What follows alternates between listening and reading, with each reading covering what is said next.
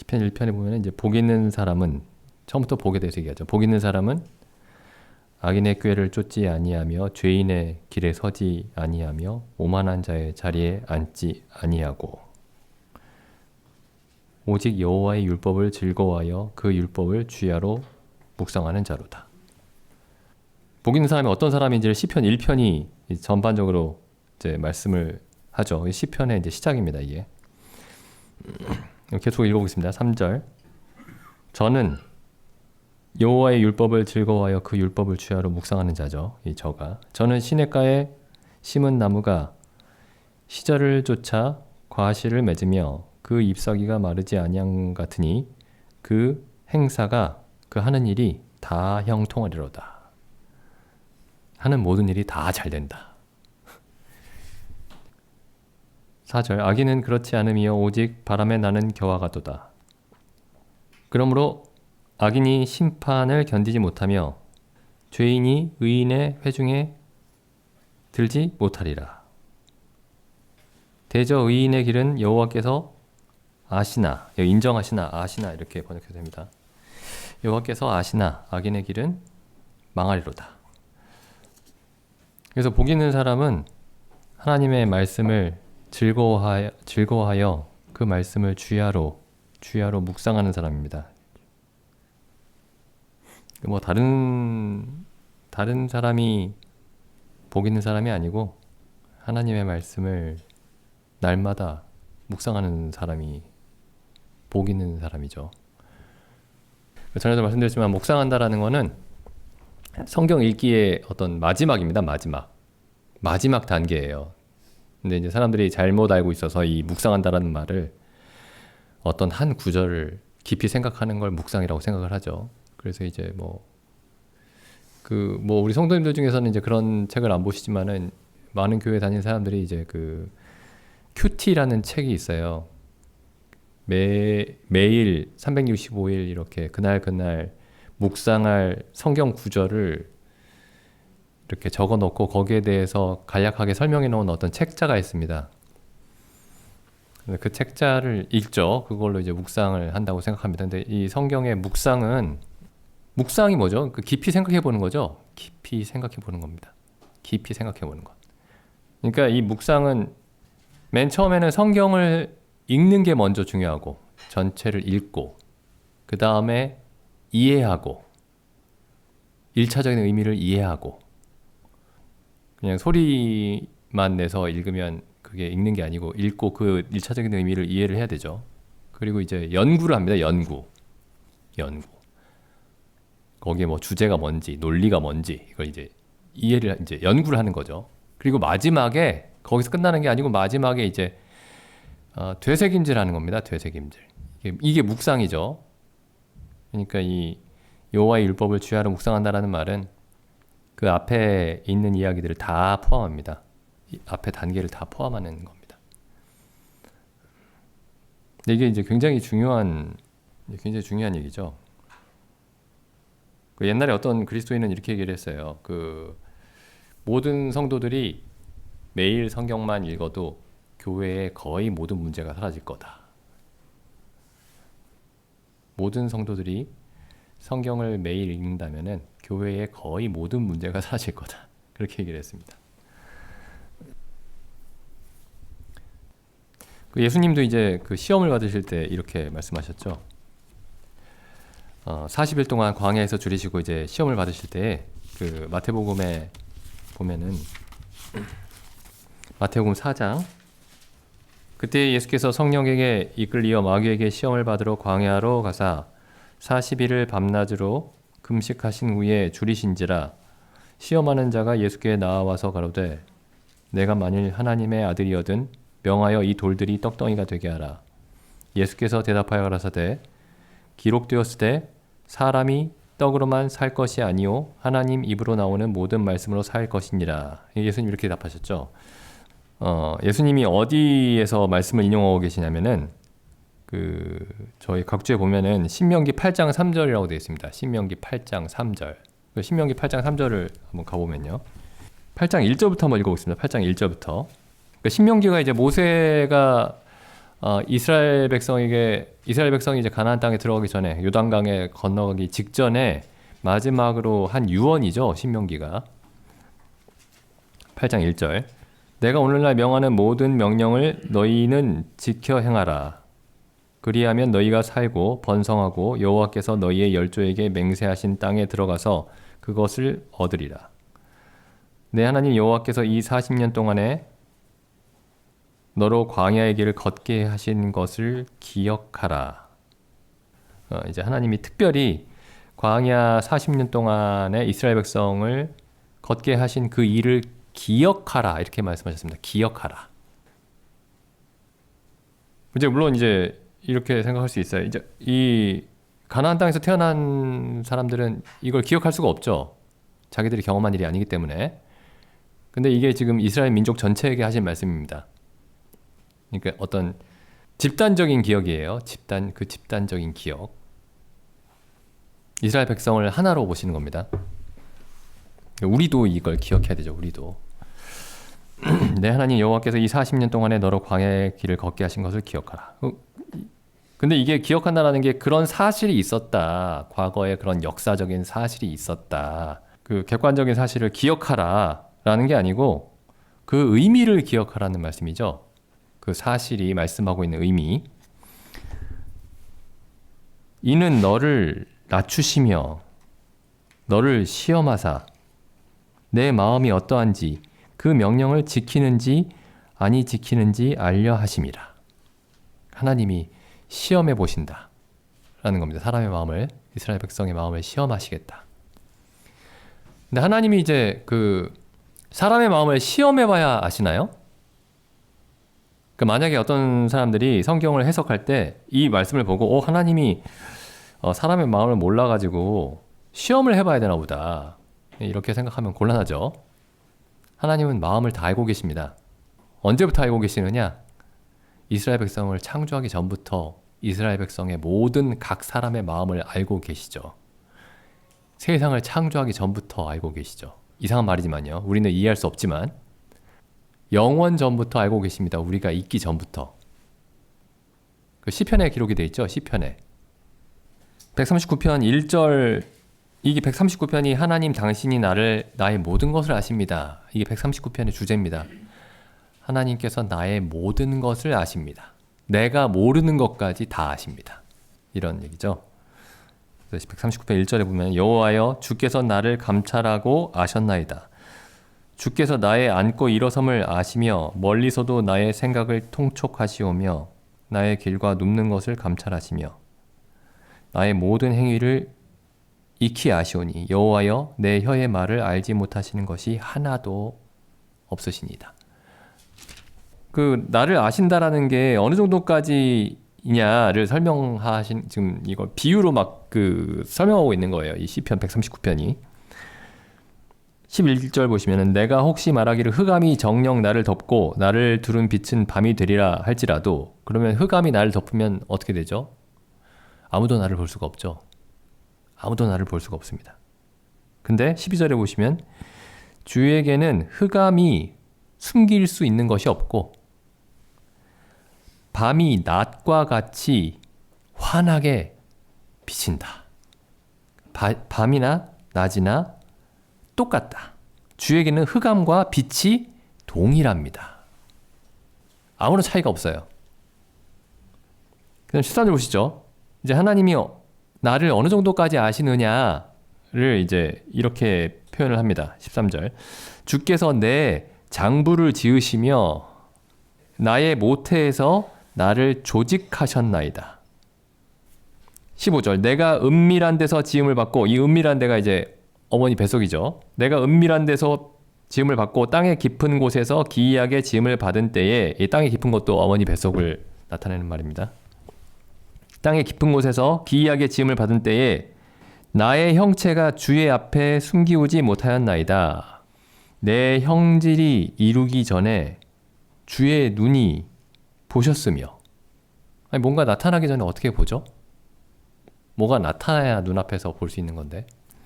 내 형질이 이루기 전에 주의 눈이 보셨으며 나를 위하여 정한 날이 나의 모든 날들이죠. 내가 태어나서 살아갈 모든 날들이 그 하나도 도달하기 전에 주의 책에 다 기록이 되었습니다. 내가 태어나기도 전에 나의 모든 날들이 기록이 되어 있다. 주의 책에. 주의 책, 또 이것도 보면 주의 책이라고 하니까 하나님은 책에다 기록하셔야 되나 보다. 이 주의 책이 주의 마음속에 기록이 되어 있다는 거죠. 주의 생각에. 17절에 나오죠. 하나님이여 주의 생각이, 여기서는 특별히 나에 대한 생각이죠. 주의 생각이 내게 어찌 그리 보배로우신지요. 그 수가 어찌 그리 많은지요. 내가 세려고 할지라도 그 수가 모래보다 많도소이다. 하나님의 나에 대한 어떤 생각이, 뭐 숫자가 있는 건 아니지만은 수의 비유를 한 거죠. 그 수가 모래보다 많습니다. 사람이 다 도저히 헤아릴 수가 없습니다. 어쨌든 다시 여기 신명기 말씀 돌아보시죠. 신명기 8장에 2절. 그러면 여기 신명기 8장 2절에서 이는 너를 낮추시며 너를 시험하사 내 마음이 어떠한지 그 명령을 지키는지 아니 지키는지 알려 하심이라. 이건 무슨 뜻일까요? 하나님은 다 아시는데. 이제 이걸 이제 두 가지로 설명할 수 있습니다. 두 가지가 이제 서로 어떤 상반되는 설명이 아니고 둘 다 맞는 설명인데, 이 하나는 우리 사람이 이해할 수 있게, 우리 사람은 시간 속에서 존재하죠. 시간 속에서.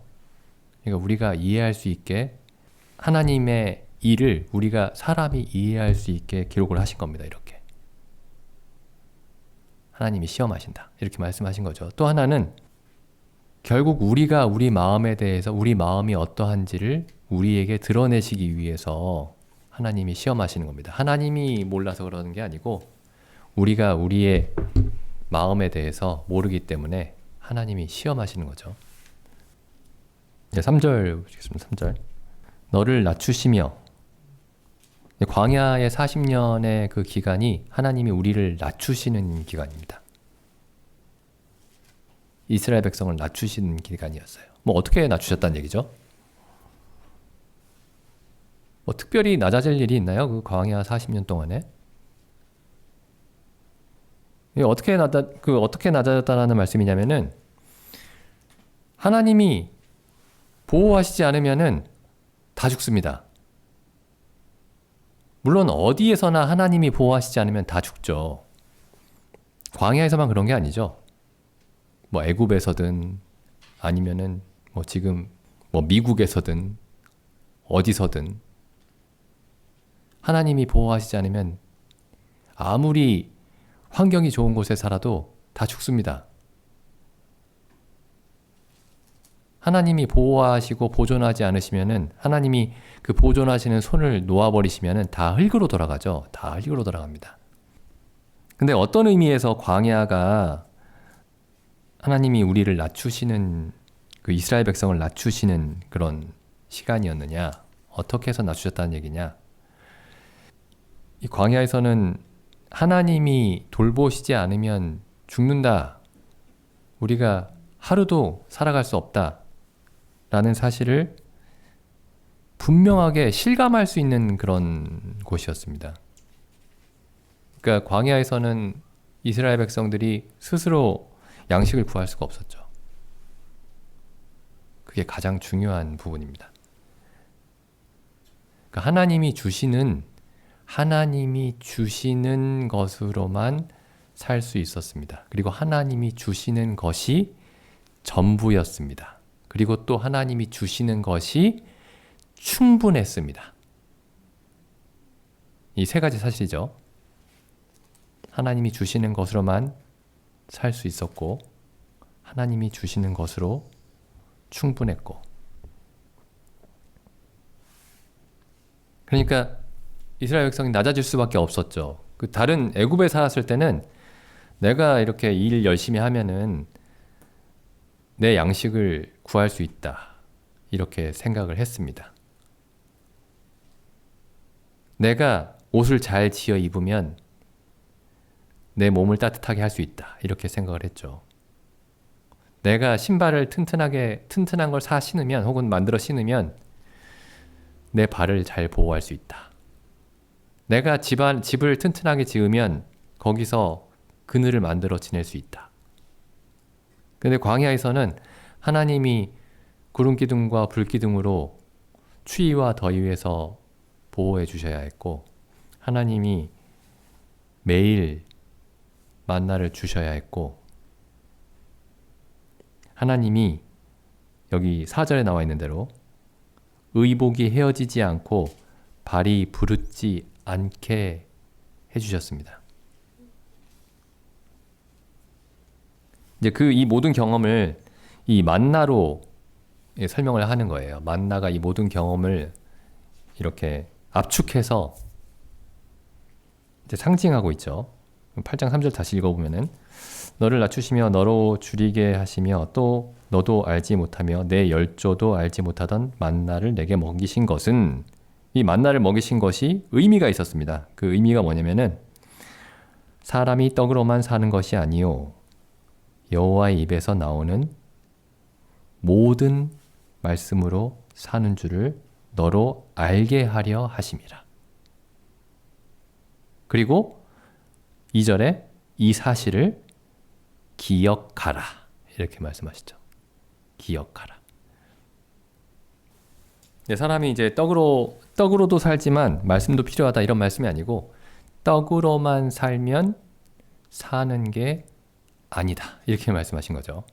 떡으로만 살 수 있는 게 아니고 말씀도 있어야 된다 이런 뜻이 아니고, 떡으로만 살면 죽은 것이다. 그건 사는 것이 아니다 이렇게 말씀하신 거죠. 그래서 이스라엘 백성이 이제 만나를 매일 거둬야 했습니다. 이 만나가 좀 특이해요. 어떤 면에서 특이하냐면은 하나님이 이스라엘 백성이 이집트 애굽에 있을 때에도 10가지 재앙으로 하나님의 권능을 나타내셨습니다. 근데 애굽에 있을 때에는 이스라엘 백성에게 만나를 주시지 않았습니다. 애굽에 있을 때는. 그럼 언제부터 이 만나를 주셨냐면은 홍해를 건너니까, 홍해를 건너고 나서부터, 그러니까 애굽을 벗어나고 나서부터 만나를 주셨죠. 그래서 우리가 이제 매일 만나를 먹고 있다면 그건 우리가 애굽에서 나왔다는 의미가 될 겁니다. 내가 하나님의 말씀으로만 살고 있구나. 우리가 하나님의 말씀으로만 살고 있구나. 우리가 떡으로만 살고 있는 것이 아니고 하나님의 입에서 나오는 모든 말씀으로 살고 있구나. 하나님이 주신 말씀으로 살고 있구나.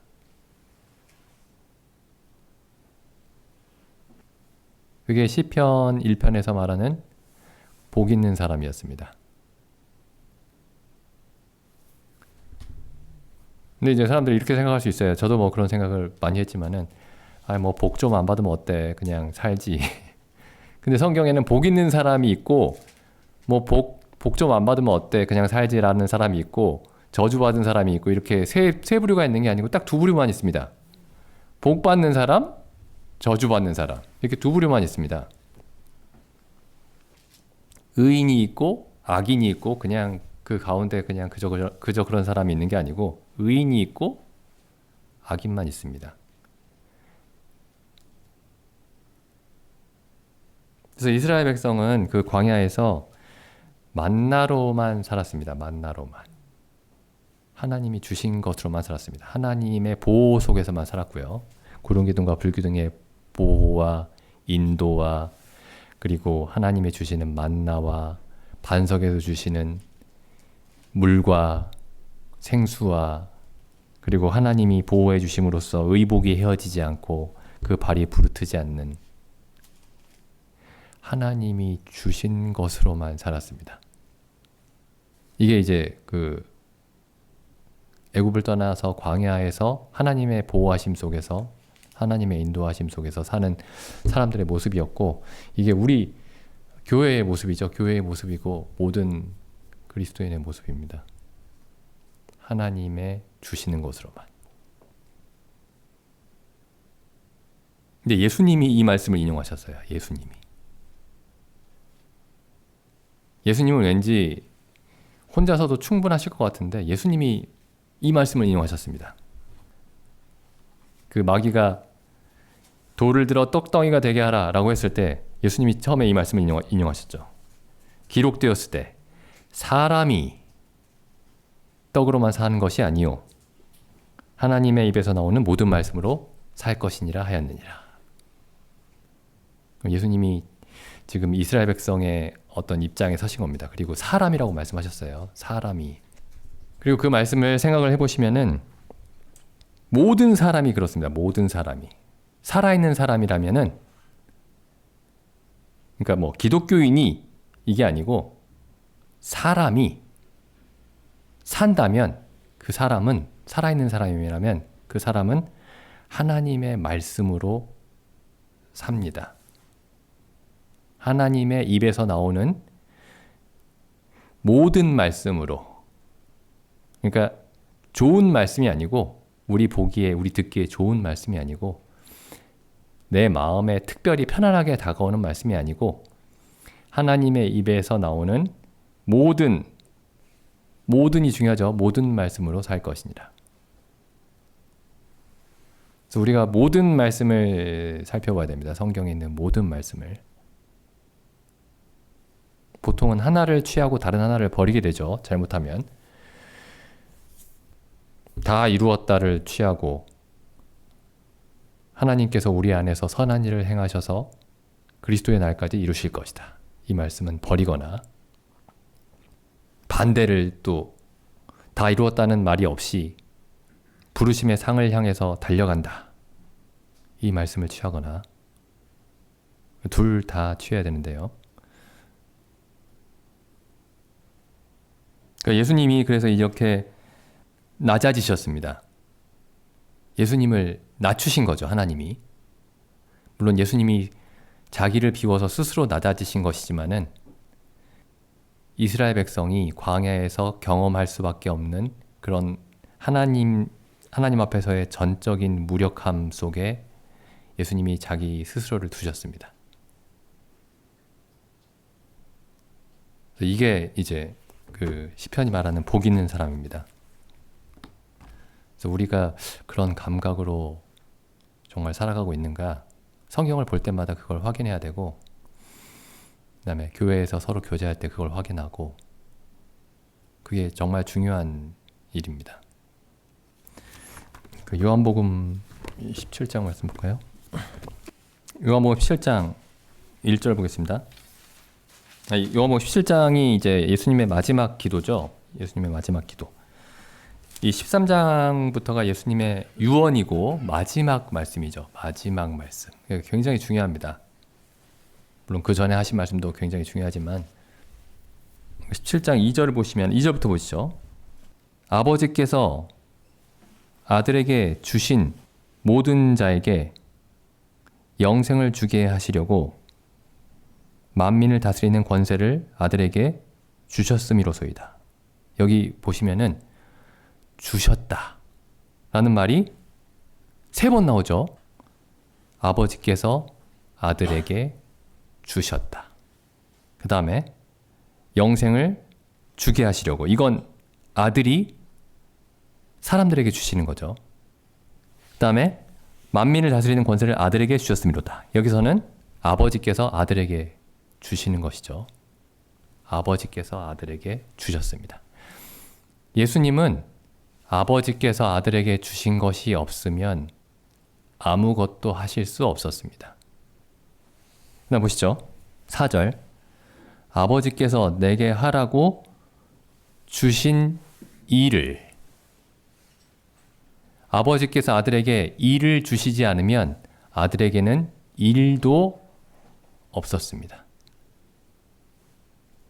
아버지께서 내게 하라고 주신 일을, 그냥 내가 아버지를 위해서 하고 싶은 일을 내가 이루었사오니, 이렇게 내가 아버지를 위해서 찾아서 어떤 일을 해서 내가 이루었습니다. 이렇게 말씀하지 않으셨고 아버지께서 내게 하라고 주신 일을. 6절도 보시죠. 세상 중에서 내게 주신 사람들에게 모든 것을 아버지께서 아들에게 주셨습니다. 7절 보겠습니다. 7절. 지금 저희는 아버지께서 내게 주신 것이 다 아버지께로서 온 것인 줄 알았나이다.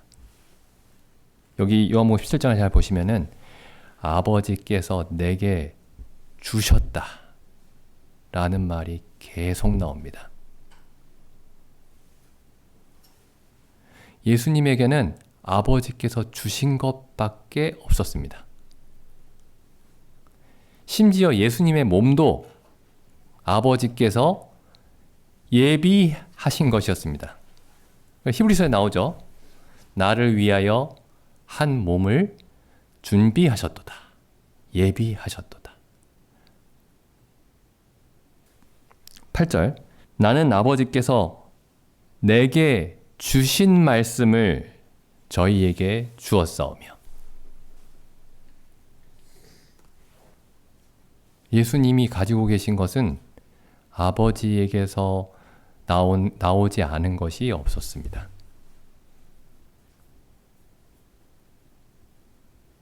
우리는 우리가 가진 것에 대해서 어떤 감각을 가지고 있는지 생각을 해봐야 됩니다.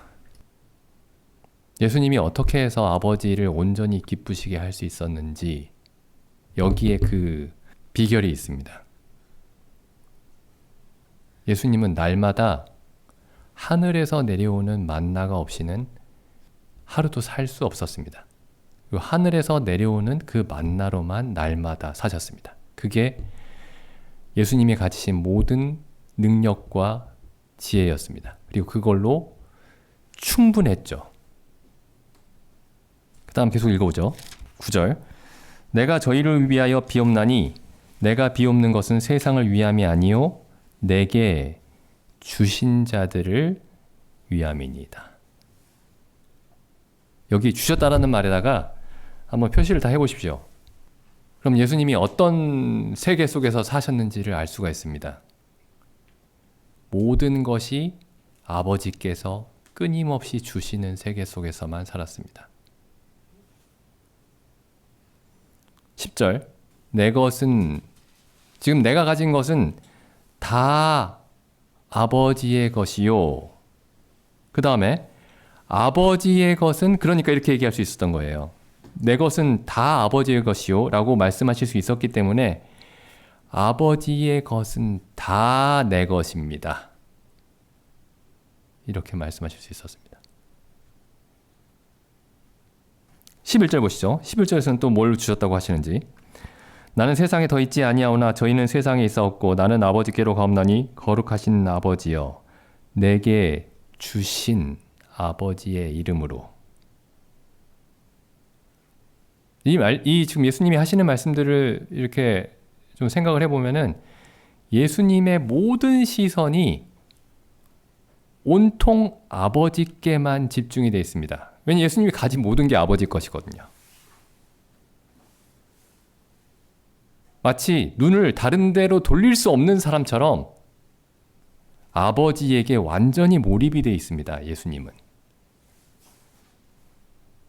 이게 시편 1편이 말하는 주의 율법을 즐거워하여 그 율법을 주야로 묵상하는 사람입니다. 즐거워하여.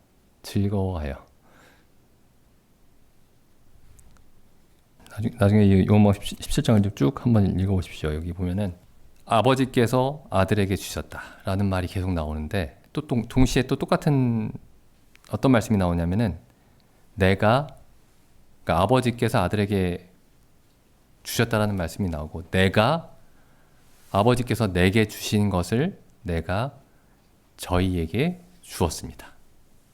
라는 말이 또 똑같이 반복돼서 나옵니다. 그러니까 아버지와 아들과의 관계가 아들 예수 그리스도와 우리와의 관계로 그대로 옮겨지는 거죠. 그럼 우리는 무엇을 가지고 살고 있느냐면은 아들이 주신 것을 가지고 살고 있습니다. 아들이 끊임없이 주시는 것을 가지고. 22절 보시죠. 이렇게 한 문장으로 이렇게 요약이 되어 있는데, 내게 주신 영광을 내가 저희에게 주었습니다. 지금 여기 그래서 이 요한복음 17장 2절 처음 시작할 때 이렇게 시작을 하죠. 아버지께서 아들에게 주신 모든 자에게, 그러니까 아버지께서 아들에게 모든 사람을 주셨고, 그 다음에 만민을 다스리는 권세를 아들에게 주셨죠. 지금 이 말씀이 처음에 어디서 시작이 되냐면은, 그러니까 13장부터 시작되는 이 같은 날에 일어난 일이죠. 같은 날 저녁에, 밤에. 13장 1절에 보시면 6월절 전에 예수께서 자기가 세상을 떠나 아버지께로 돌아가실 때가 이른 줄 아시고 세상에 있는 자기 사람들을 사랑하시되 끝까지 사랑하시니라. 3절 어떻게 끝까지 사랑하시는지를 보시면, 저녁 먹는 중 예수는 아버지께서 모든 것을 자기 손에 맡기신 것과, 이게 맡기셨다 이렇게 번역이 되어 있는데 우리가 아까 읽었던 그 주셨다라는 말과 같은 단어입니다. 원어는요. 같은 단어예요. 그러니까 저녁 먹는 중 예수는 아버지께서 모든 것을 자기 손에 주신 것과, 그 예수님의 모든 일의 시작이, 지금 이게 예수님이 하시는, 교회를 위해서 하시는 모든 일이 여기 요한복음 13장에 어떤 상징적으로 나타나 있는 겁니다. 예수님이 제자들의 발을 씻기시면서 제자들을 섬기시는 거죠. 끝까지 사랑하신 거죠. 근데 그 시작이 뭐냐면은 아버지께서 모든 것을 주셨습니다. 모든 것은 아버지께서 주신 것입니다. 내가 스스로 가지고 있는 것은 없습니다. 이렇게 말씀하신 거죠. 그게 예수님이 교회 중에서, 교회를 위해서, 각 성도들을 위해서 하시는 모든 일의 어떤 근원적인 힘입니다. 그리고 나서 이제 15절에 보시면은 이렇게 말씀하시죠. 내가 너희에게 행한 것 같이 너희도 행하게 하려 하여 본을 보였노라. 그래서 이스라엘 백성이 광야 40년 동안에 매일 하늘에서 내려오는 그 양식이 없이는 살 수가 없었던 것처럼, 우리가 하나님의 입에서 나오는 모든 말씀이 없이는 살 수가 없고, 또 그것으로 충분히 살 수가 있다. 이렇게 우리가 우리의 날마다의 삶을 그렇게 이해하고 있는지 이렇게 가끔씩 이렇게 돌아봤으면 좋겠습니다. 기도드리고 마치겠습니다.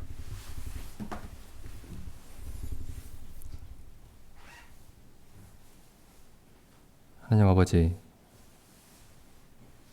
참 사람이 어떻게 살아야 하는지, 어떻게 살 수 있는지 알려주시기 위해서 하나님께서 친히 사람이 되어 오셨음에 감사드립니다. 저희의 모든 연약함과 모든 한계를 저희와 동일하게 가지시고 이 땅에 거하시면서도 하늘에서 주시는 모든 말씀으로 넉넉하게 이기는 삶을 사셨음에 감사드립니다. 또한 저희도